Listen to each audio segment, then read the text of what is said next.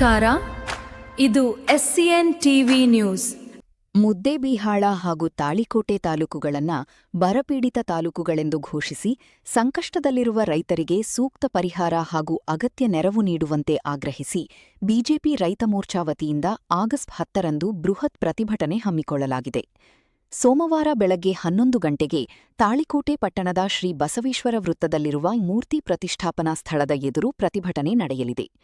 ಈ ಹಿನ್ನೆಲೆಯಲ್ಲಿ ಶನಿವಾರ ಪಟ್ಟಣದ ಪ್ರವಾಸಿ ಮಂದಿರದಲ್ಲಿ ಬಿಜೆಪಿ ರೈತ ಮೋರ್ಚಾ ರಾಜ್ಯಾಧ್ಯಕ್ಷ ಎಎಸ್ ಪಾಟೀಲ ನಡಹಳ್ಳಿಯವರ ನೇತೃತ್ವದಲ್ಲಿ ಪೂರ್ವಭಾವಿ ಸಭೆ ನಡೆಯಿತು.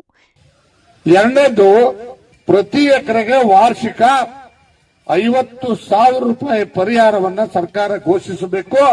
ಇದರ ಮೊದಲ ಕಂತಾಗಿ ಮುಂಗಾರು ಬೆಳೆಗಳ ಪ್ರತಿ ಎಕರೆಗೆ 25,000 ರೂಪಾಯಿಗಳನ್ನು ರಾಜ್ಯ ಸರ್ಕಾರ ತಕ್ಷಣ ರೈತರ ಬ್ಯಾಂಕ್ ಖಾತೆಗಳಿಗೆ ಬಿಡುಗಡೆ ಮಾಡಬೇಕು. ಇನ್ನು ಮೂರನೇದು, ರೈತರ ಎಲ್ಲ ಕೃಷಿ ಸಾಲಗಳನ್ನ ಸಂಪೂರ್ಣವಾಗಿ ಮನ್ನಾ ಮಾಡಬೇಕು ಅಂತಕ್ಕಂಥದ್ದು. ಇನ್ನು ನಾಲ್ಕನೇದು, ರೈತರ ಬೆಳೆ ನಷ್ಟಕ್ಕೆ ಸಂಬಂಧಿಸಿದಂತೆ ಬೆಳೆ ವಿಮೆ ಯೋಜನಾ ಅಡಿಯಲ್ಲಿ ವಿಮಾ ಕಂಪನಿಗಳಿಗೆ ಪಾವತಿಸಬೇಕಾದ ವಿಮಾ ಕಂತಿನ ಹಣವನ್ನ ಸರ್ಕಾರವೇ ರೈತರ ಪರವಾಗಿ ಭರಿಸಬೇಕು ಅಂತಕ್ಕಂಥದ್ದು. ಸಭೆಯಲ್ಲಿ ಮಾತನಾಡಿದ ನಡಹಳ್ಳಿಯವರು ತಾಳಿಕೋಟೆ, ಮುದ್ದೇಬಿಹಾಳ ಹಾಗೂ ದೇವರಹಿಪ್ಪರಗಿ ಭಾಗಗಳು ಮಳೆ ಕೊರತೆಯಿಂದ ಕೃಷಿ ಚಟುವಟಿಕೆಗಳಲ್ಲಿ ತೀವ್ರ ಸಂಕಷ್ಟ ಎದುರಿಸುತ್ತಿವೆ ಎಂದು ಹೇಳಿದರು. ಸಮರ್ಪಕ ಮಳೆಯಿಲ್ಲದೆ ಬಿತ್ತನೆ ಮಾಡಿದ ಬೆಳೆಗಳ ಬೆಳವಣಿಗೆ ಕುಂಠಿತವಾಗುವ ಆತಂಕ ರೈತರನ್ನು ಕಾಡುತ್ತಿದೆ. ಬೀಜ, ಗೊಬ್ಬರ, ಕೀಟನಾಶಕ ಹಾಗೂ ಕೂಲಿ ಸೇರಿದಂತೆ ಕೃಷಿಗೆ ಮಾಡಿದ ಹೂಡಿಕೆ ವಾಪಸ್ ಬರುವುದಿಲ್ಲ ಎಂಬ ಚಿಂತೆ ರೈತರಲ್ಲಿದೆ. ಈ ಹಿನ್ನೆಲೆಯಲ್ಲಿ ತಾಳಿಕೋಟೆ ಹಾಗೂ ಮುದ್ದೇಬಿಹಾಳ ತಾಲೂಕುಗಳನ್ನು ಕೂಡಲೇ ಬರಪೀಡಿತ ತಾಲೂಕುಗಳೆಂದು ಘೋಷಿಸಬೇಕು. ದೇವರಹಿಪ್ಪರಗಿ ಕ್ಷೇತ್ರದ ಬರ ಪರಿಸ್ಥಿತಿಯನ್ನು ಸಮಗ್ರವಾಗಿ ಪರಿಶೀಲಿಸಿ ಸೂಕ್ತ ಕ್ರಮ ಕೈಗೊಳ್ಳಬೇಕು ಎಂದು ಆಗ್ರಹಿಸಲಾಗಿದೆ. ನಿರಂತರವಾಗಿ ಕುಡಿಯುವ ನೀರನ್ನು ಪೂರೈಕೆ ಮಾಡಲಿಕ್ಕೆ ಗ್ರಾಮ ಪಂಚಾಯಿತಿಗಳಿಗೆ ಕೂಡಲೇ ಅನುದಾನವನ್ನು ಬಿಡುಗಡೆ ಮಾಡಬೇಕು ಅಂತಕ್ಕಂಥದ್ದು.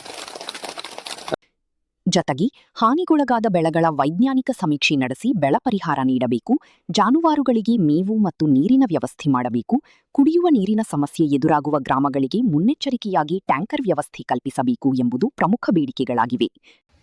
ಬಡವರು, ಕೂಲಿ ಕಾರ್ಮಿಕರು, ರೈತರು ಇವತ್ತು ನೀವೇನಾದರೂ ರೈಲ್ವೆ ಸ್ಟೇಷನ್ಗಳಿಗೆ ಹೋಗಿ ನೋಡಿದ್ರೆ, ಆಲಿಮಟ್ಟ ರೈಲ್ವೆ ಸ್ಟೇಷನ್ ಹೋಗಿ ನೋಡಿ, ಯಾದಗಿರಿ, ರಾಯಚೂರು ಎಲ್ಲೆಲ್ಲಿ ರೈಲ್ವೆ ಸ್ಟೇಷನ್ಗಳಿದಾವೆ ಮತ್ತು ಬಸ್ ಸ್ಟ್ಯಾಂಡ್ಗಳಿಂದ ಅಬ್ಸರ್ವ್ ಮಾಡಿ ನೀವು, ಹೈಯೆಸ್ಟ್ ಜನ ಹೆಂಡತಿ ಮಕ್ಕಳು ಕರ್ಕೊಂಡು ಬೇರೆ ಕಡೆಗೆ ಕೆಲಸಕ್ಕೆ ಹೋಗ್ತಾ ಇದ್ದಾರೆ. ಈ ಒಂದು ಭಯಂಕರವಾಗಿರತಕ್ಕಂಥ ವಲಸೆಯನ್ನು ತಡಿಬೇಕಾಗಿದೆ. ರೈತರ ಸಾಲದ ಒತ್ತಡವನ್ನು ಪರಿಗಣಿಸಿ ಅಗತ್ಯ ರಿಯಾಯಿತಿ ಹಾಗೂ ಪರಿಹಾರ ಕ್ರಮ ಕೈಗೊಳ್ಳಬೇಕು. ನರೇಗಾ ಸೇರಿದಂತೆ ಗ್ರಾಮೀಣ ಉದ್ಯೋಗಾವಕಾಶಗಳನ್ನು ಹೆಚ್ಚಿಸಿ ಸಂಕಷ್ಟದಲ್ಲಿರುವ ಕುಟುಂಬಗಳಿಗೆ ಉದ್ಯೋಗ ಭದ್ರತೆ ಒದಗಿಸಬೇಕು ಎಂದು ಒತ್ತಾಯಿಸಲಾಗಿದೆ. 75% ಕೇಂದ್ರ ಸರ್ಕಾರ ಕೊಡುತ್ತೆ, 25% ಅಷ್ಟೇ ನೀವು ಕೊಡೋದು. ಅದರಲ್ಲಿ 360 ಅಲ್ವಾ, 318 ಕೆಲಸಗಳಂತೂ ಪ್ರತಿಯೊಬ್ಬ ರೈತನ ಹೊಲದಾಗ ಹೊಂಡ ಹಾಕಬಹುದು, ಕೃಷಿ ಹೊಂಡ ಹಾಕಬಹುದು, ಸಮುದಾಯ ಭವನ ಕಟ್ಟಬಹುದು, ರಸ್ತೆಗಳು ಮಾಡಬಹುದು, ಕೆರೆಗಳ ಹೂಳೆತ್ತಬಹುದು, ಕ್ಯಾನಲ್ಗಳನ್ನು ಮಾಡಬಹುದು, ಚೆಕ್ ಡ್ಯಾಮ್ಗಳನ್ನು ಮಾಡಬಹುದು, ಹಾರ್ಟಿಕಲ್ಚರ್ ಕ್ರಾಪ್ಗಳು ಪಟ್ಟಿ ಇದೆ, ನೀವೆಲ್ಲರಿಗೂ ನಾವು ಕೊಡ್ತೀವಿ. ಕಂಪ್ಲೀಟ್ ಆಗಿದೆ, ನಾವು ಪ್ರಿಂಟ್ ಹಾಕಿಸ್ತಾ ಇದ್ದೀನಿ. ನಾಳೆ ಬಂದಾಗ ಎಲ್ಲರೂ ರೈತರ ಕೈಯಲ್ಲಿ ಒಂದಿರ್ತದೆ. ವಿಬಿಜಿ ರಾಮ್ಜಿ ಯೋಜನೆಯನ್ನ ಏನು ಉದ್ಯೋಗ ಖಾತ್ರಿ ಯೋಜನೆ ಅಂತ ಹೇಳಿ ಮೊದಲಿತ್ತಲ್ಲ, ಅದಕ್ಕೆ ಪರ್ಯಾಯವಾಗಿ ಇದನ್ನು ತಂದಿದ್ದಾರೆ. ಯಾಕೆ ಇದನ್ನು ತಂದ್ರು ಅಂದ್ರೆ, ಉದ್ಯೋಗ ಖಾತ್ರಿ ಯೋಜನೆ ಯಾವುದೇ ಗ್ರಾಮ ಪಂಚಾಯತಿನಲ್ಲಿ ರೈತರಿಗೆ, ಜನಸಾಮಾನ್ಯರಿಗೆ ಪೂರಕವಾಗಿರ್ತಕ್ಕಂಥ ವ್ಯವಸ್ಥೆ ಇರಲಿಲ್ಲ. ಹೌದಲ್ಲ, ಒಪ್ಕೊಳ್ತೀವಲ್ಲ ನಾವು. ಅದ್ರಲ್ಲಿ ಸಾಕಷ್ಟು ಲೂಪ್ ಹೋಲ್ಸ್ ಇತ್ತು, ಭ್ರಷ್ಟಾಚಾರ ನಡೀತಾ ಇತ್ತು. ಸುಮ್ಮನೆ ಕೆಲಸ ಮಾಡಿದೀವಿ ಅಂತ ಹೇಳಿ ಹಣ ತೆಗೆಯುವಂತ ವ್ಯವಸ್ಥೆ ಇತ್ತು. ಅದನ್ನು ತಡೆಯೋದಕ್ಕೋಸ್ಕರ ಕೇಂದ್ರ ಸರ್ಕಾರ ಅದಕ್ಕೊಂದಿಷ್ಟು ಬದಲಾವಣೆಯನ್ನು ತೆಗೆದುಕೊಂಡು ಬಂದು ಇವತ್ತು ವಿಬಿಜಿ ರಾಮ್ಜಿ ಅನ್ನುವಂತ ಯೋಜನೆಯನ್ನು ಜಾರಿಗೆ ತಂದಿದೆ. ಅದು ಅನ್ಲಿಮಿಟೆಡ್. ಏನು ಮೊದಲು 100 ದಿನ ಕೆಲಸ ಕೊಡಬೇಕು ಅಂತಿತ್ತು, ಈಗ ಬರಗಾಲ ಸಂದರ್ಭದಲ್ಲಿ 150 ದಿನಗಳ ಕಾಲ ಇವತ್ತು ರಾಜ್ಯ ಸರ್ಕಾರ ಗ್ರಾಮಗಳಲ್ಲಿ, ಪ್ರತಿ ಗ್ರಾಮದಲ್ಲಿ ಕೆಲಸ ಕೊಡ್ಲಿಕ್ಕೆ ಸಾಧ್ಯ ಇದೆ. ಪ್ರತಿಯೊಬ್ಬರಿಗೆ ಕೆಲಸ ಕೊಡ್ಲಿಕ್ಕೆ ಸಾಧ್ಯ ಇದೆ.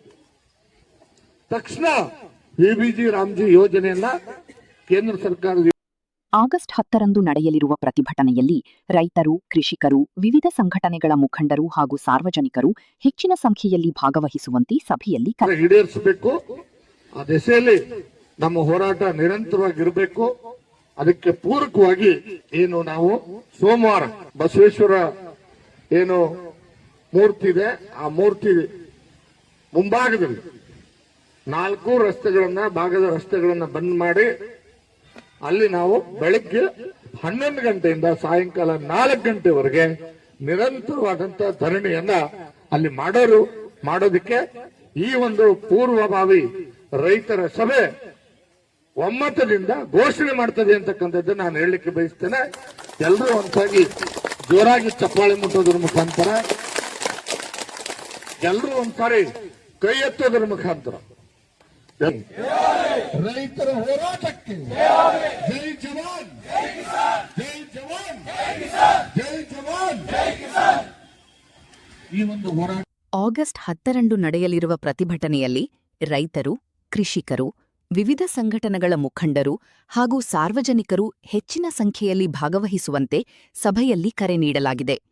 ಸಭೆಯಲ್ಲಿ ದೇವರಹಿಪ್ಪರಗಿ ಕ್ಷೇತ್ರದ ಮಾಜಿ ಶಾಸಕ ಸೋಮನಗೌಡ ಪಾಟೀಲ ಸಾಸನೂರ, ಬಸನಗೌಡ ಪಾಟೀಲ ಯಡಿಯಾಪುರ, ಜಿಲ್ಲಾ ಪಂಚಾಯತ್ ಮಾಜಿ ಸದಸ್ಯ ಬಸನಗೌಡ ವಣಕಿಹಾಳ ಸೇರಿದಂತೆ ಬಿಜೆಪಿ ಮುಖಂಡರು ಹಾಗೂ ಕಾರ್ಯಕರ್ತರು ಉಪಸ್ಥಿತರಿದ್ದರು.